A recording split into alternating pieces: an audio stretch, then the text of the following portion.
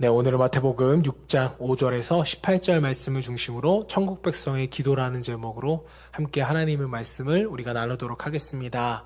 자, 지난주에 우리는 천국 백성답게 살아가는 그 복된 삶을 도대체 무엇이 망가뜨리는지에 대해서 예수님의 말씀을 함께 나누었습니다. 자, 예수님은요, 우리에게 두 가지를 말씀해 주셨는데, 경건을 과시하고 싶은 우리의 욕망과 돈에 대한 욕심을 예수님께서는 말씀하셨습니다.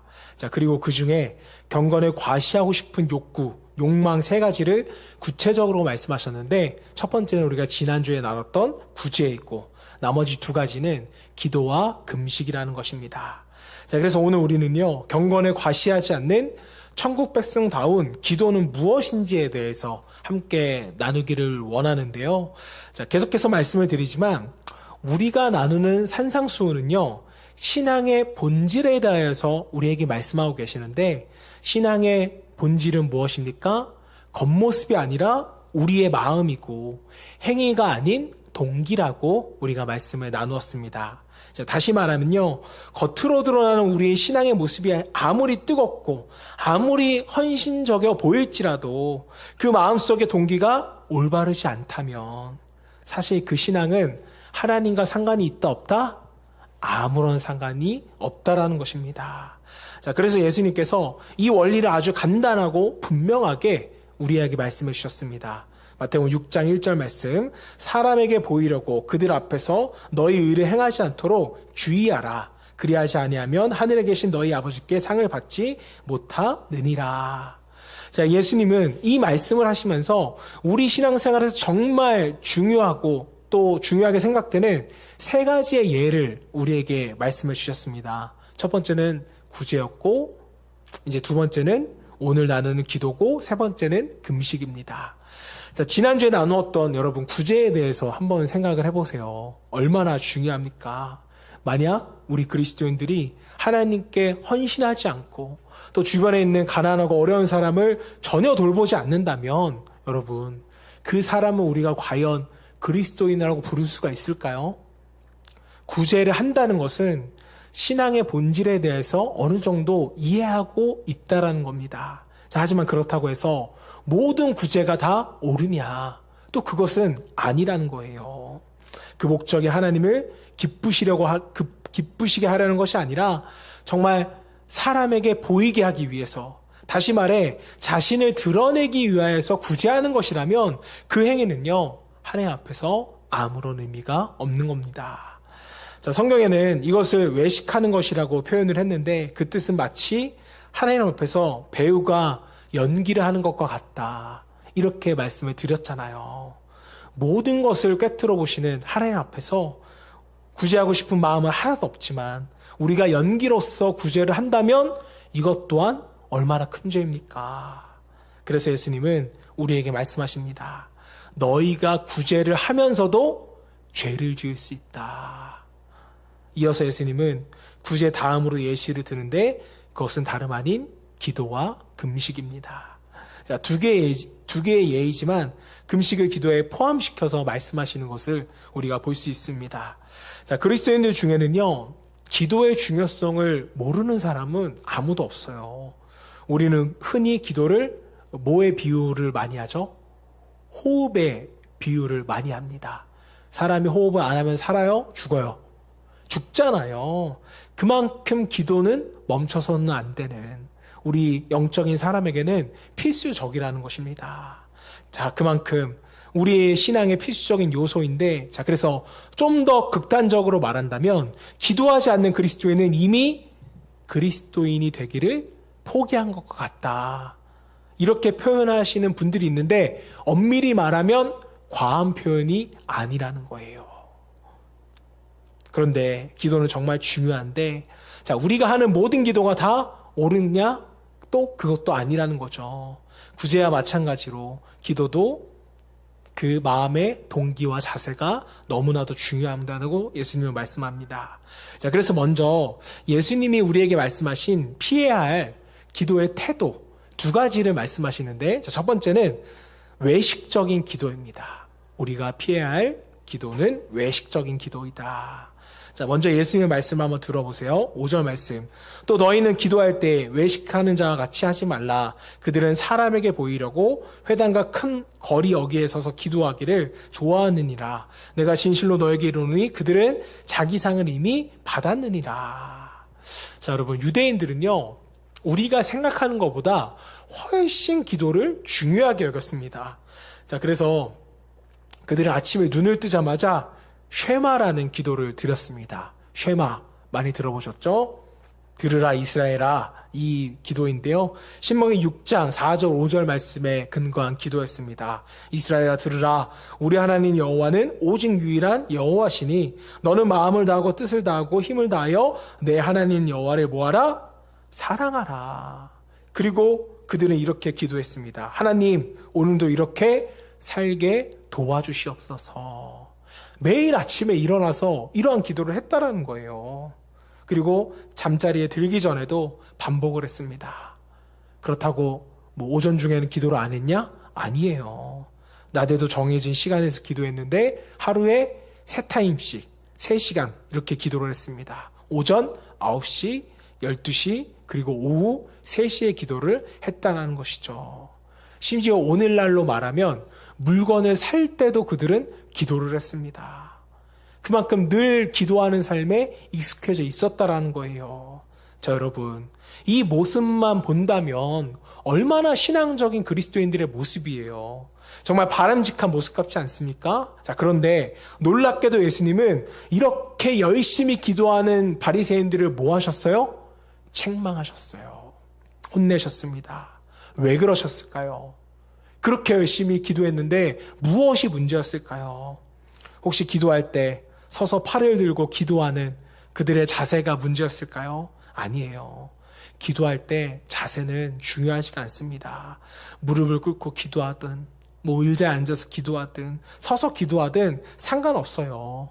어떤 유대인들은 지금도 기도를 할 때 땅바닥에 엎드려서 기도하는 유대인들도 있다라는 것이죠. 자, 그렇다면 장소가 문제였을까요? 그들은 회당과 큰 길거리 어귀에서 기도를 했는데 오늘날로 치면 예배당과 길거리에서 기도를 한 것입니다. 자, 그러나 기도에 있어서 장소도 중요하지 않아요. 기도는 어디서든지 우리가 할 수 있으니까요. 자, 그렇다면 예수님은 왜 그들을 도대체 책망하셨던 것일까? 그 이유는 그들의 뭐가 문제였어요? 마음의 동기가 문제였다는 겁니다.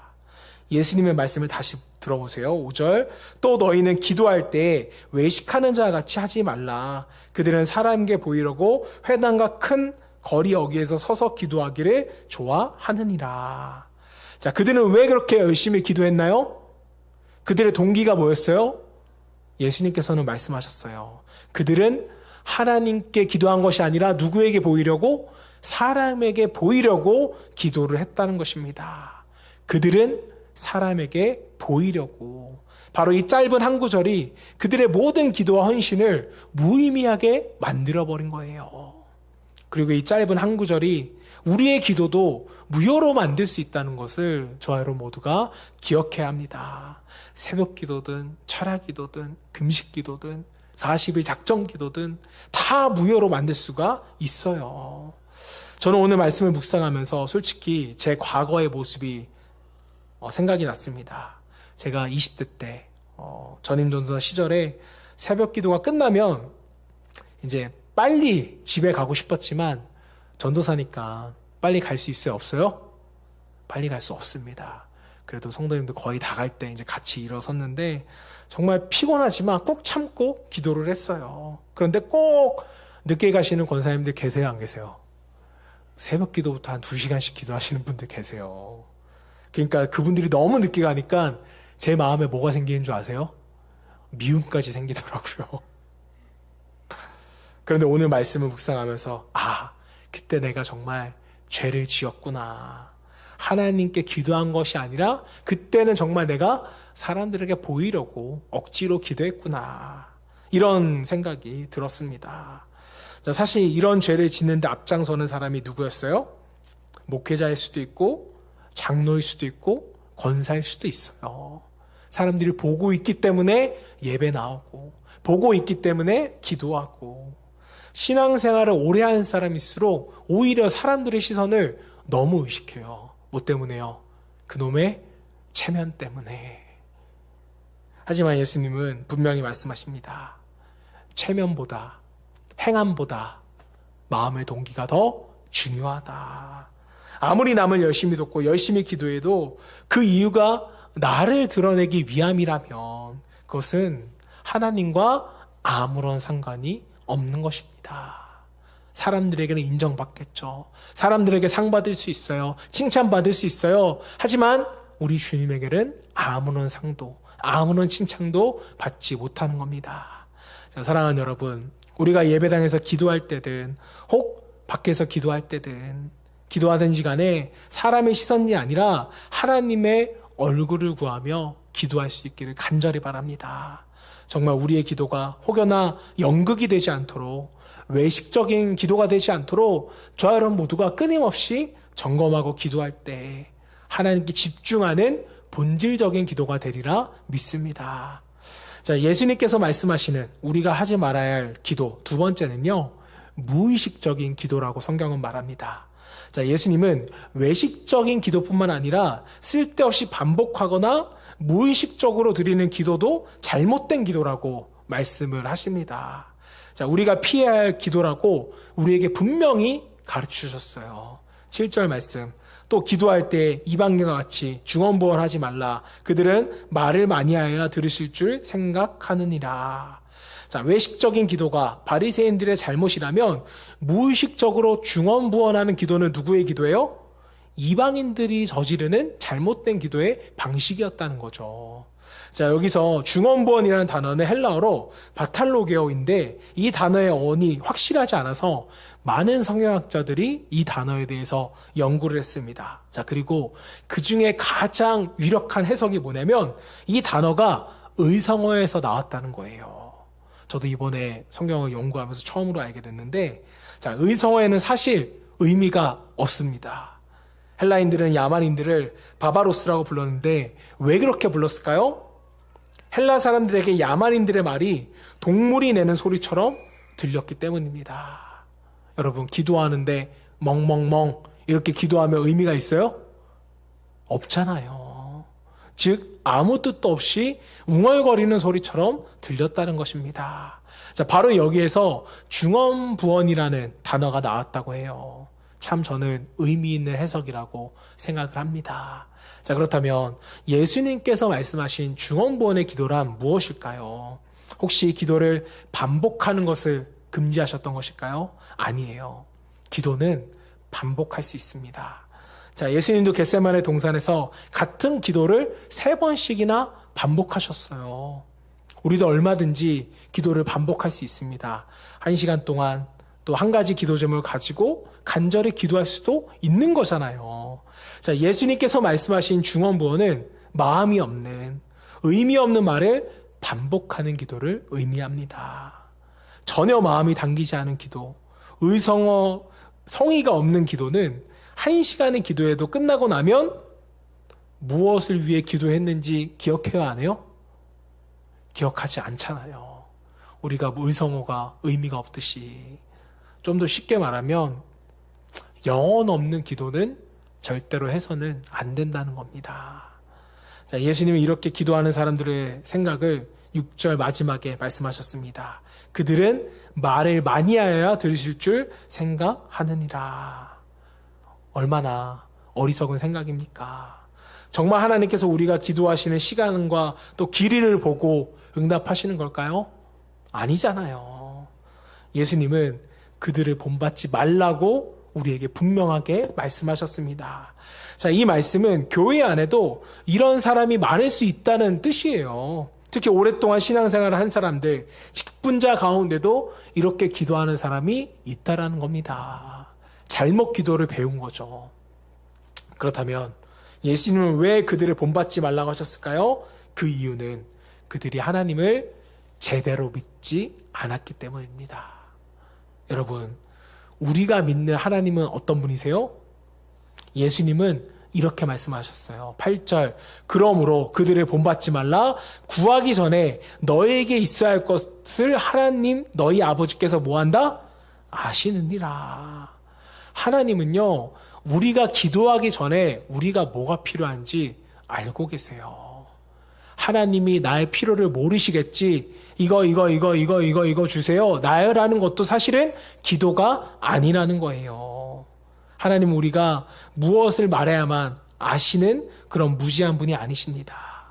우리가 강하게 설득해야만 들어주시는 그런 매정한 하나님도 아니세요. 하나님은 우리의 아버지시잖아요. 우리를 너무 사랑하시고 우리의 모든 필요를 채워주기 위해 노력하는 하나님 아버지십니다. 그렇다면 여러분, 우리는 이런 질문이 생길 수 있어요. 우리의 모든 필요를 이미 다 아시는 하나님께 우리는 왜 기도를 드려야 하는가? 하나님 다 아신다면서요. 그럼 주시면 되지, 왜 우리가 기도를 합니까? 이 부분에 대해서 신학자 칼빈은 이렇게 말했습니다. 읽어드릴게요. 우리 믿는 자들은 하나님께 무언가를 알리거나 그분의 의무를 행하도록 자극하거나 그분을 강권할 목적으로 기도하지 않는다. 오히려 우리는 자신을 일깨워 하나님을 찾기 위해, 자신의 믿음을 통해 하나님을 묵상하기 위해, 그리고 자신의 염려를 주님의 품에 쏟아 부음으로써 염려에서 벗어나기 위하여 기도한다. 우리는 기도를 통해 오직 하나님만 바라고 선언하는 것이다. 뭐예요, 이 말이?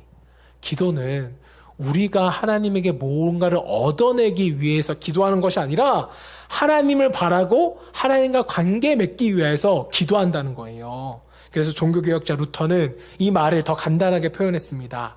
우리의 기도로 우리는 하나님께 알리는 것보다 우리 자신에게 알리는 것이 더 많다. 이렇게 루터는 정리를 했어요. 여러분, 우리의 기도는 하나님을 설득하는 시간이 아니에요. 기도는 사실 나 자신을 위해 하는 것입니다. 기도의 자리, 기도의 깊은 곳으로 들어가면서 뭐가 보이기 시작하는 거예요? 하나님이 보이기 시작하고 내 자신이 보이기 시작하거든요. 내 어리석음, 내 연약함, 내가 정말 쓸데없는 걸로 걱정하며 살았구나, 이것을 깨닫게 됩니다. 그러고 나서 누가 보이는 거예요? 하나님이 보이게 되는 거죠. 그리고 그 순간 이미 우리의 고민이 해결되기 시작합니다. 아, 모든 문제는 나에게 있었구나, 이런 깨달음이 와요. 그리고 그 깨달음 가운데 하나님이 은혜를 주시게 되죠. 그래서 기도를 깊이 하는 사람은 어떤 사람입니까? 자기 자신을 잘 아는 사람. 이런 사람은 기도를 깊이 한 사람이에요. 내가 얼마나 연약하고, 내가 얼마나 교만하고, 내가 얼마나 하나님 없이는 살 수 없는 연약한 인간인가, 이걸 기도를 통해 깨닫게 되는 겁니다. 이런 사람은 어떻게 해요? 당연히 삶 가운데 겸손하죠. 말을 함부로 하지 않는 거예요. 다른 사람은 쉽게 원망하거나 비판도 하지 못합니다. 왜요? 하나님을 알고 나를 아니까. 여러분, 우리 주변에 정말 신실하게 기도하는 사람들을 한번 보세요. 그들에게는 공통점이 있습니다. 늘 겸손해요. 늘 감사해요. 늘 감격이 있습니다. 왜 그럴까요? 그들은 하나님 앞에서의 자기 모습을 봤기 때문입니다. 그리고 하나님의 은혜를 정말 깊이 체험했기 때문에 그러한 삶을 살아갈 수밖에 없다는 거예요. 기도는 우리의 필요를 하나님께 많이 알려드리는 그런 수단과 시간이 아니라 기도를 통해 우리 자신을 더 많이 알게 되는 놀라운 만남의 시간입니다. 잘 아시다시피 한국교회는 세계에서 정말 가장 열심히 기도하는 교회로 전 세계에 알려져 있습니다. 정말 감사한 일이죠. 새벽기도, 철야기도, 이런 것들은 외국 교회에서는 정말 상상도 못할 일들입니다. 자, 한국교회에서 이렇게 모여서 통성으로 기도하는 모습을 보면 세계 교회들이 정말 놀랍고 부러워해요. 오죽하면 코리안 스타일로 기도합시다 이러면 어떻게 기도하는 줄 아세요?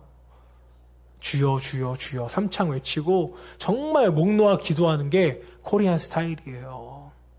하지만 여러분, 우리는 이 시점에서 우리 자신을 한번 돌아볼 수 있어야 됩니다. 우리는 과연 예수님이 말씀하시는 기도를 하고 있는가? 우리 교회가 주님 앞에 합당한 기도를 하고 있는가? 혹시 남들에게 보이기 위해서 내가 혹시라도 예배당 안에서 목소리를 높이고 있지 않는가? 저는 목회자로서 통성으로 다 같이 기도할 때마다 사실은 걱정이 좀 돼요. 마음은 전혀 하나님께 가 있지 않은데 혹시나 나를 드러내기 위해서 분위기에 휩쓸려서 기도하는 것은 아닌가. 목회자로서 이런 걱정이 조금 들 때가 있습니다. 만약 그렇다면 그 순간 우리의 기도는 의미가 없는 기도가 돼버려요. 아침 기도든 저녁 기도든 중요한 것은 정말 그 시간에 내가 하나님을 만나고 있느냐. 이게 정말 중요한 기도입니다. 저는 집에서 드리는 기도의 중요성을 강조하고 아침을 여는 묵상도 매일매일 힘들지만 여러분들에게 제공하는 이유도 그거예요. 자, 여러분 아침을 여는 묵상 대폭 시간을 줄였습니다. 무슨 시간을 줄였냐면 앞에 기도 시간 30분 넣어놨는데 30분 하지 마세요. 아무도 안 할 것 같아. 그래서 정말 줄였어요. 설교 앞에 말씀 나누는 5분, 기도 5분 이렇게 딱 줄여놨어요. 총 몇 분이에요? 10분인데 그 중간에 말씀이 있는 거 빼면 9분, 8분밖에 안 돼요. 하루에 9분, 8분 투자 못하세요? 하나님과 만나는 시간인데 하자고요. 하나님과 만나는 시간 우리가 매일매일 단 10분이라도 가져야 합니다. 중요한 것은 장소가 아니에요. 중요한 것은 기도를 통하여서 우리가 하나님을 만나고 있느냐. 이게 우리 삶 가운데 너무나도 중요합니다. 자, 그렇다면 우리는 기도를 어떻게 해야 할까? 예수님은 이렇게 말씀하셨습니다. 6절 말씀. 너는 기도할 때 내 골방에 들어가 문을 닫고 은밀한 중에 계신 내 아버지께 기도하라. 은밀한 중에 보시는 내 아버지께서 갚으시리라. 자, 이 말씀이 무슨 뜻일까요? 이 말씀을 읽고 혹시 예수님은 대중기도를 반대하시나? 아니에요. 여기서 예수님이 사용하신 표현들을 잘 보세요. 모두 너라는 2인칭 단수를 사용했습니다. 즉 예수님은 지금 개인 기도에 대해서 우리에게 말씀하고 계시는 거예요. 회중기도 오케이 그거 해 하는데 개인 기도도 해야 돼. 이렇게 우리에게 요구하시는 겁니다. 자, 예수님께서 말씀하시는 핵심은요. 기도할 때 소리를 내느냐 내지 않느냐 이건 결코 중요한 게 아니에요. 마음속으로 기도하셔도 돼요. 예수님은 말씀하십니다. 너는 골방에 들어가 문을 닫고 기도하라. 이 말씀은 단순히 진짜 방에 들어가서 문을 닫으라는 의미가 아니잖아요. 물론 실제로 그렇게 할 수도 있지만 더 중요한 것은 무엇이냐? 문을 닫는 건 뭐예요? 너의 마음이 흔들리지 않도록 집중하라는 거예요. 누구에게? 하나님께 집중해라. 최선을 다하라는 겁니다. 왜 통성기도를 우리가 합니까? 남한테 들려지게 하려고요? 아니에요. 내 마음이 흐트러지지 않도록 하나님 안으로 깊이 들어가기 위해서 우리가 통성으로 기도하고 골방으로 들어가는 거잖아요. 그러니 이 말씀은 기도할 때마다 무조건 혼자 방으로 들어가는 뜻이 아니라 우리의 마음을 말씀하시는 겁니다. 하나님께 집중해. 흔들리지 않도록 너의 환경을 가다듬어. 이런 의미입니다. 기도할 때도 사람들의 시선을 의식하지 말고 그저 사람에게 보이기 위해서 기도하지 말고 1대1로 만나기를 원하시는 하나님께 너희가 나아가서 기도하라는 거죠. 여러분 한번 상상해 보세요. 당신에게 너무 소중하고 오랫동안 만나기를 기다렸던 사람을 드디어 만났다고 한번 생각을 해보자고요. 여러분은 그 사람과 마음을 다 이야기하고 싶은데 그 사람이 자꾸 시계를 쳐다보면서 딴짓을 하고 다른 것을 본다면 여러분 마음이 얼마나 아프시겠어요. 그런데 이것이 오늘날 많은 사람들이 하나님 앞에 나아가는 모습입니다. 하나님을 만나기 위해서 나아간 것이 아니라 하나님이 뭔가 주실 것을 기대하면서 나가요. 그러면서 나의 시선은 이 사람을 만나서 다른 곳을 향해 있는 겁니다. 딴짓을 하는 거죠. 마음은 전혀 실려 있지 않고 하나님의 말씀을 들을 준비도 되어 있지 않고 마음이 너무 단단하고 강팍해져 있습니다. 마음을 바꿀 생각조차도 하지 않는 거예요. 어디 와서도요? 교회 와서도. 그저 자기가 바라는 소원을 주문처럼 외우다가 기도의 시간을 허비하고 맙니다. 이런 사람은요, 여러분, 몇 년을 기도해도 변화가 일어나지 않아요. 하나님을 만날 수가 없기 때문에 그렇습니다. 자, 예수님은 기도하고자 하는 자들에게 골방에 들어가 문을 닫은 후에 하나님과 독대하여 마음문을 열고 말씀을 들을 준비를 하라고 우리에게 말씀해요. 그리고 마음 깊은 곳에 진심, 모든 죄와 부족함, 아픔까지도 하나님께 털어놓으라고 우리에게 요청하시는 겁니다. 자, 여러분, 바리새인들의 기도와 그리스도인의 기도, 그리고 이방인의 기도와 본질적인 차이가 무엇인지 아시겠습니까? 바로 각자가 기도하는 하나님이 다 다르다는 거예요.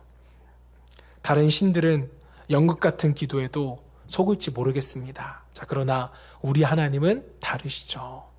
마음을 꿰뚫어 봅니다. 그래서 우리가 아무리 연기를 잘해서 기도한다 그래도 우리의 기도에 속지 않으세요. 이방의 신들은 주문에 의해 움직입니다. 자, 그래서 그들은요, 같은 말을 끊임없이 반복했다는 거예요. 여러분, 그 갈멜산에서 바알 선지자들이 외치는 말 기억하시나요?